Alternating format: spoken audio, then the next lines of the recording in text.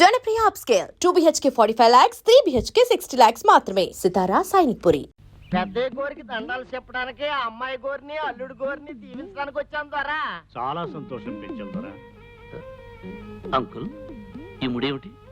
మీ దాంపత్యం కలకాలం ముడిపడి ఉండాలని అలా ముడివేయటం వాళ్ళ ఆచారం ఇస్తుంది.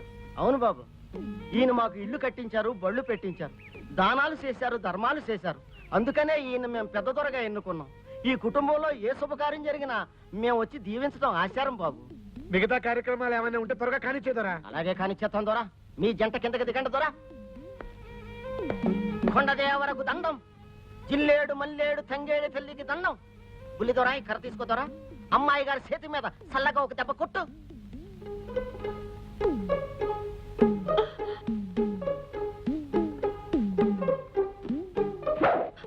అమ్మాయి గారి మీద గాలి ధూళి సొక్కగా ఉండాల. ఓ పులి దొరా, అమ్మాయి గారి చేతి మీద మెల్లగా ఓ దెబ్బ. మెల్లగా ఏమిటి దొరా? గాలి ధూళి పర్మినెంట్ గా సోక్కుండా ఉండాలంటే కాస్త పెద్ద దెబ్బే కొట్టాలి. చాపు చాపమ్మా, చాపు. గాలి ధూళి పర్మినెంట్ గా సోక్కూడదు. ఓ ఇంకా ఇలాంటివి ఏమైనా కొట్టడాలు గుద్దడాలు ఉంటే చెప్పండి, వెంటనే చేసేస్తాం. ఇప్పకమ్మా ఇప్పకు, కుంగుముడు అట్టాగే ఉండాల.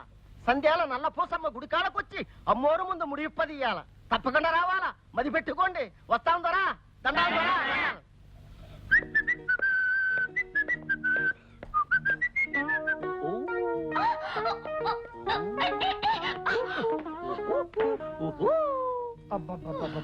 కాస్త కుదురుగా ఉండొచ్చు కదా నైనా. ముడి బిగుసుకుపోయిన తర్వాత కుదురుగా ఎలా ఉండగలను నైనా? అవును, సాయంకాలం గుడికి ఎన్ని గంటలకు వెళ్ళాలి నైనా? 6 గంటలకు తగలడాలైనా. ఇప్పుడు టైం అంతా తగిలడింది నైనా? 3. అయితే సాయంకాలం వరకు రెస్ట్ తీసుకోవచ్చా నైనా? తీసుకోండినా. బాబా, ఏ మనిషి అయ్యా నువ్వు? అవును, మళ్ళీ ఏమొచ్చింది? నేను గుర్రు గుర్రు అని నిద్రపోతానేమో. తప్పకుండా నిద్ర లేపు నైనా. మోటు మనిషి. అసలు విషయం మర్చిపోయాను. పోచమ్మ ఎవరున్న దేవతేనా నైనా? అంకుల్, వీడు బండ మనిషిలా ఉన్నాడు. నువ్వన్నా ముడి విప్పచ్చుగా. అయ్యో, ముడి విప్పితే కొండదేవర కోపం వస్తుంది. పోచమ్మ కర్రిచ్చేస్తుంది. అవును, కాస్త అడ్జస్ట్ అయిపోమ్మా. చంపేస్తున్నానయ్యా. ఇదిగో ఉలవలు వస్తా. ఒక్క మాట ఒక్క మాట ఒక్క మాట.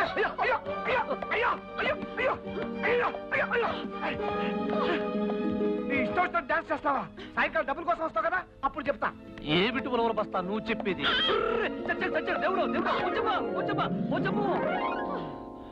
ఈ కొండ జాతి వాళ్ళ ఆచారాలు భలే భలేగా ఉన్నాయి. ఇలాంటి గమ్మత్తైన ఆచారాలు ఇంకా ఉంటే ఎంత బాగుంటుందో. కొండదేవరకు దండం, పోసమ్మ తల్లికి దండం. పులి ద్వారా అరచేతిలో హారతి కర్పూరం ఎలిగించి అమ్మవారికి హారత పట్టాల. అప్పుడు చిన్నమ్మ నీ కాళ్ళ మీద పడి దీవెనలు అందుకోవాలా. దాంతో మీ ఇద్దరికి మనువైనట్టు లెక్క అవుతాది. చేతిలో పెట్టి వెలిగించడం ఎందుకు? పళ్ళెంలో పెట్టి వెలిగిస్తే బెటర్ గా ఉంటుందేమో. తప్పు, అది వాళ్ళ ఆచారం. కాదంటే బల్లెలతో కుళ్ళబడుస్తారు.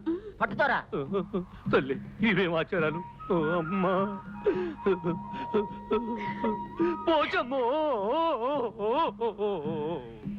చిన్నమ్మా, నువ్వు బుల్లి దొర కాళ్ళకి దండం పెట్టు. నేను దండం పెట్టాలా?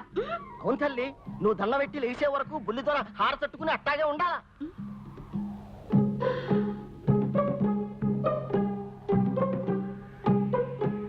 అలాగా అయితే పెడతాను. దండం బ్రహ్మాండంగా పెడతాను.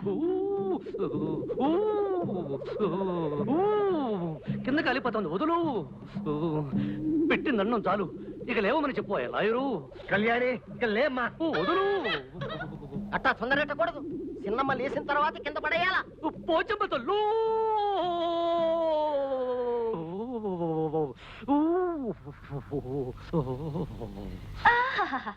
ఈ కొండ జాతి వాళ్ళవి భలే భలే ఆచారాలు.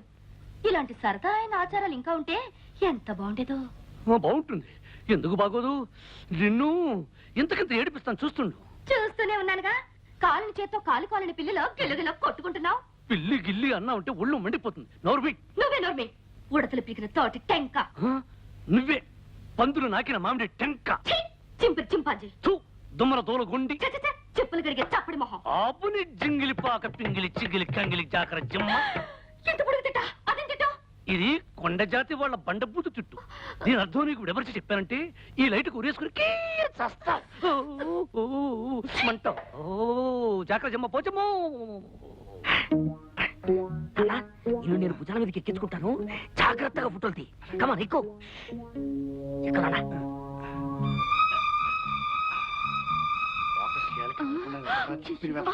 కదలంలే నాన్న, జాగ్రత్తగా తీ. నువ్వు కదిలితే మళ్ళీ ఫోటో కదులుతుంది. కనపడుతుందా నాన్న? బాగా కనిపిస్తుంది. తొందరగా తీ. నువ్వు కదలకు. అబ్బా నువ్వు ఉండవే అమ్మా. అబ్బా ఏమిటే మరి పప్పు గుర్తుతో కొడతావు? రేయ్, ఏమిట్రా మీరు చేసే పని? అయ్యో అది కదన్నయ్య, మరేమో. Shut up. చూసారా, మీ కూతురు అల్లుడు గారు బెడ్రూమ్ లో ఉంటే సిగ్గు లేకుండా అదేదో సినిమా షూటింగ్ లాగా ఫోటోలు తీస్తున్నారు. ఫోటోలు రే పొట్టి గట్టిలారు నీకన్నీ. నోరు మీరా, నువ్వు నా తమ్ముడు అని చెప్పుకోవడానికి కూడా సిగ్గుగా ఉంది. రేయ్, వాడికి బుద్ధి లేకపోతే లేకపోయింది, నీకేమైందిరా?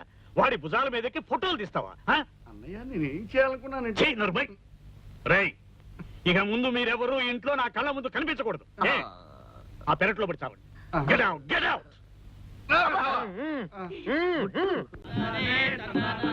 చూశావుగా విష్ణు, మన ఎస్టేట్. ఇక్కడ పనిచేసే ఆ కొండజాతి వాళ్ళు ఎంతో నిజాయితీ నమ్మకం గల మనుషులు. అందుకే వాళ్ళంటే నాకెంతో ప్రాణం. కొండదేవరకు దండం, పోచమ్మ తల్లికి దండం. ఏమిటాడి అది? అది వాళ్ళ ఆచారం అమ్మా. తప్పు చేసిన ఆడదైనా మగవాడైనా తలకి ఆ గంట 10 సార్లు కొట్టుకుంటే ఆ దేవత క్షమిస్తుందని వాళ్ళ నమ్మకం. ఇంకమా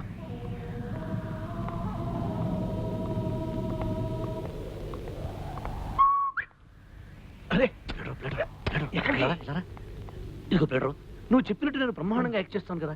రోజు ముష్టి పడికేసినట్టు 1000 ఇవ్వడం ఏమిటి? ఒకేసారి 10,000 కొట్టించావనుకో, నా పని అయిపోతుంది.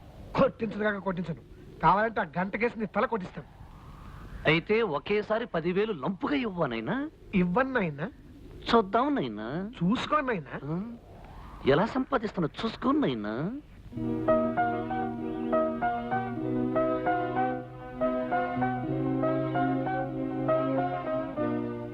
ఏమిటి విష్ణు, ఏదో ఆలోచనలో ఉన్నావు? ఏమీ లేదంట. నేను ఒకసారి పట్నం వెళ్ళి రావాలనుకుంటున్నా. అంత హఠాత్తుగా ఏమొచ్చిందయ్యా?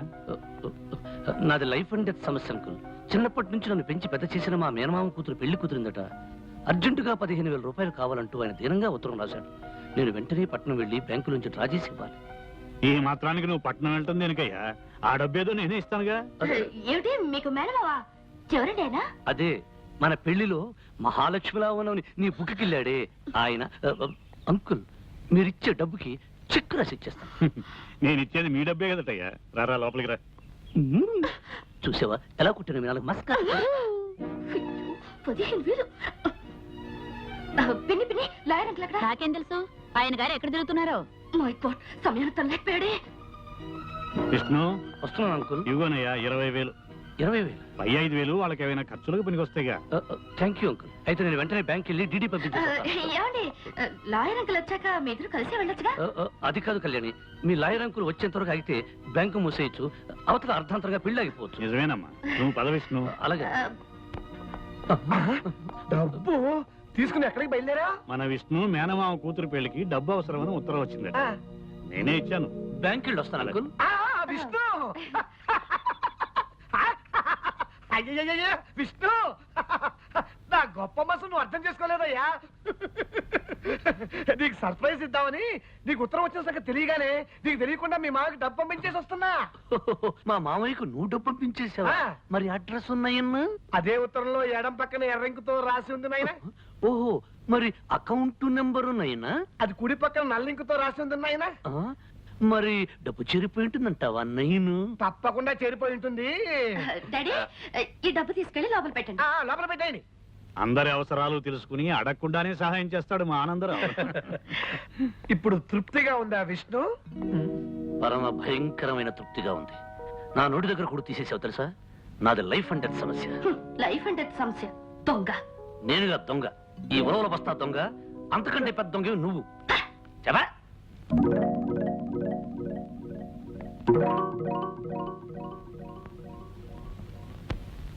ఏమిటి కామాక్షి నువ్వు చెప్పేది? అవును బావగారు, అమ్మాయికి అల్లుడు గారికి మధ్య సఖ్యత లేదనిపిస్తుంది.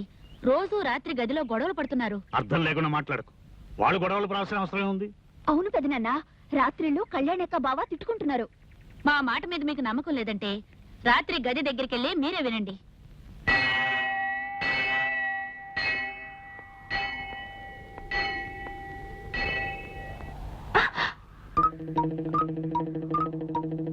ఏమిటిది వేళ మధ్య నుంచి చూస్తున్నా? వెర్రా పిచ్చా?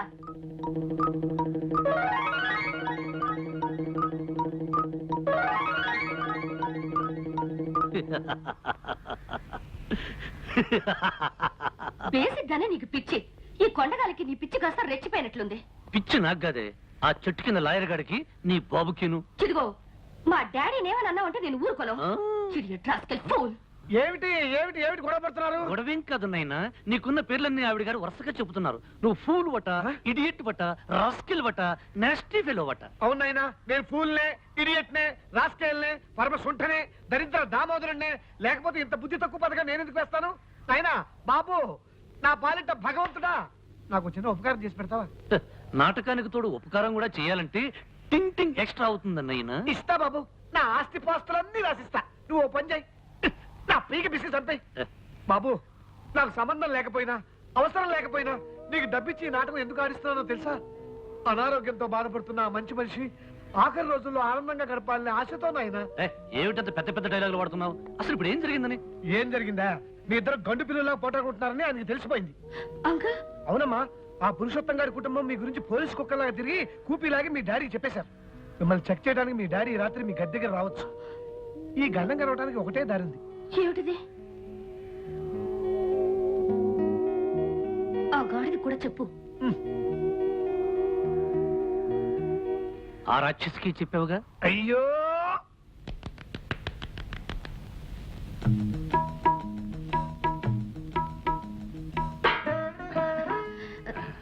ఏమండి, మా డాడీకి మీరంటే ఎంత ఇష్టమో తెలుసా? కళ్యాణి, మీ నాన్న ఒక దేవుడు.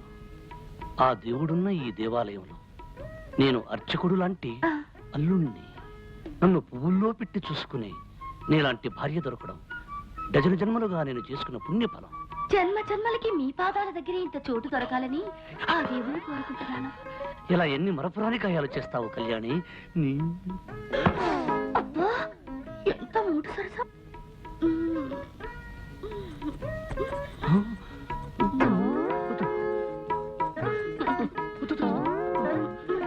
వద్దు కళ్యాణి, చాలు కళ్యాణి.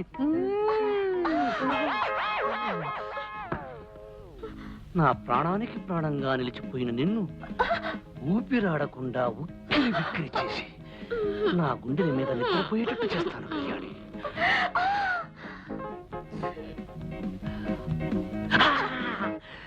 ఈ రాత్రంతా నీకు నిద్ర లేకుండా చేస్తాను కళ్యాణి. ఏయ్!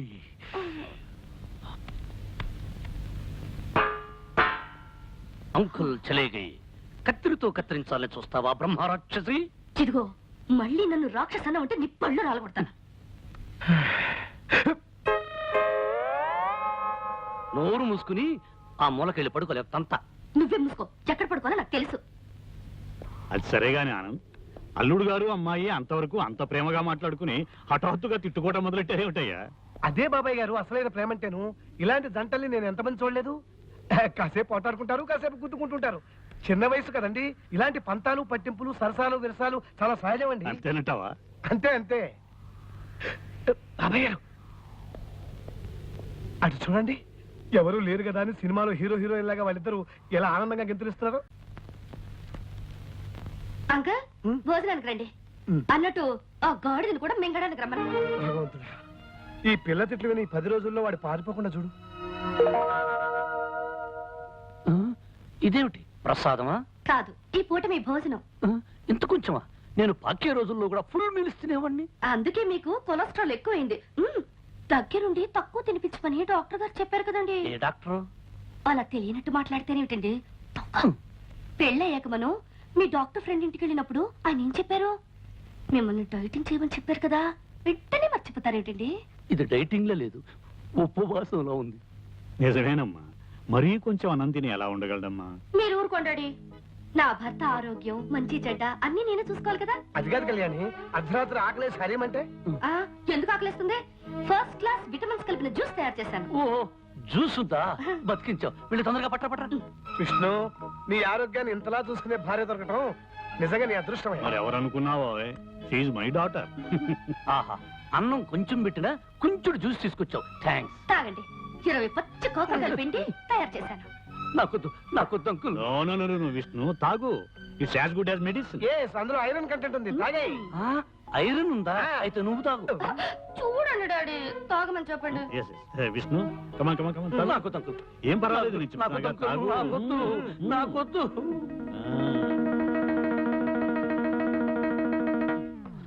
నీ ఫేస్ చూస్తుంటే ఇంకో గ్లాస్ లాగించేటట్టున్నావు. ఏమైంది? పచ్చిమిరపకాయ నవిలే మంట. నీకు మంట, నాకు చేదు. పర్వాలేదులే. పడుకోబోయేటప్పుడు బాగా పంచదార వేసుకుని గ్లాసులు పాలు తాగు, సరిపోతుంది. అలాగే అంకుల్. కళ్యాణి, పాలు తీసుకుని రూమ్కు రా.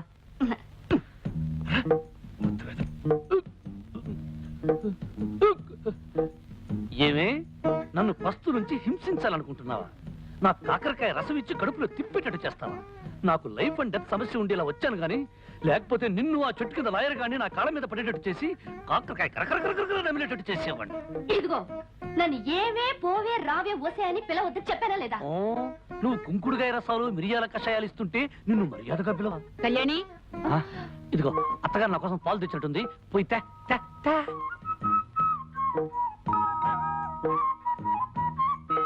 తొందరగా తీసుకురా. నాలుక గొంతు చేతుగా ఉంది, పంచదార ఎక్కువ వేసారో లేదో చూద్దాం. ఉండు చూస్తా.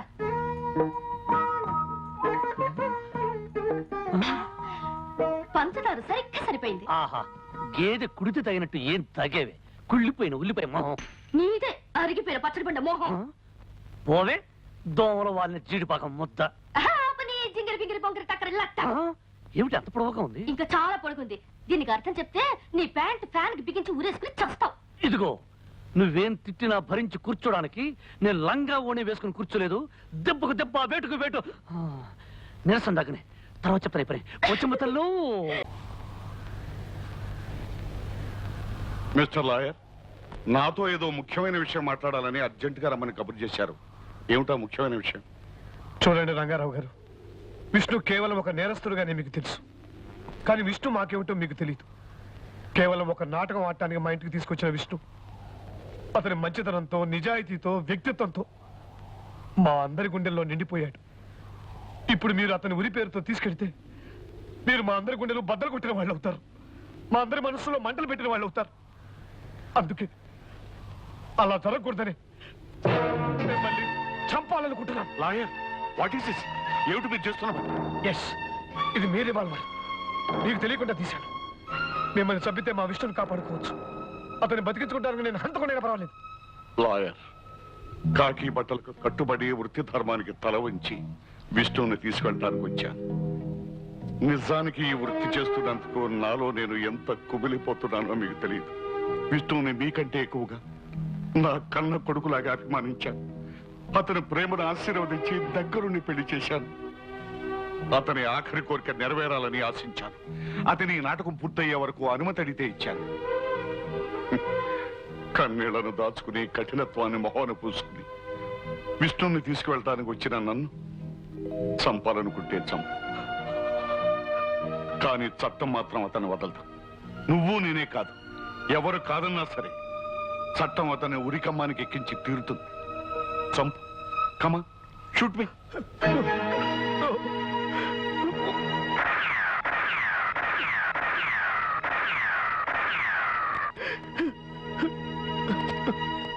Take it easy. Take it easy.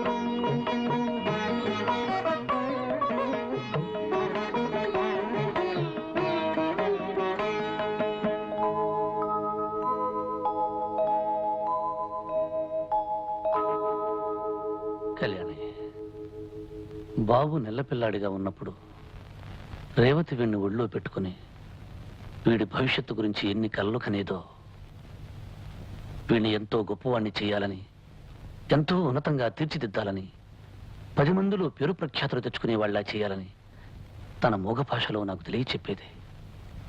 కానీ వీడికి అమ్మను దూరం చేసి నేను దూరం అయిపోయి అనాథ అనే ముద్రతో ఈ లోకంలో వీడిని ఒంటరివాణ్ణి చేసి వెళ్ళిపోతున్నాను. విష్ణు, ఎందుకలా మాట్లాడతా? బాబు ఏనాటికి అనాథ కాడు. వీడికి అమ్మని నాన్నని అన్ని నేనే పెంచుతాను. వీళ్ళమ్మ కలలకి ఆశయాలకి రూపంగా వీడిని తీర్చిదిద్దుతాను. చిత్తరించి బాబు మీ కొడుకు కాదు, మన కొడుకు.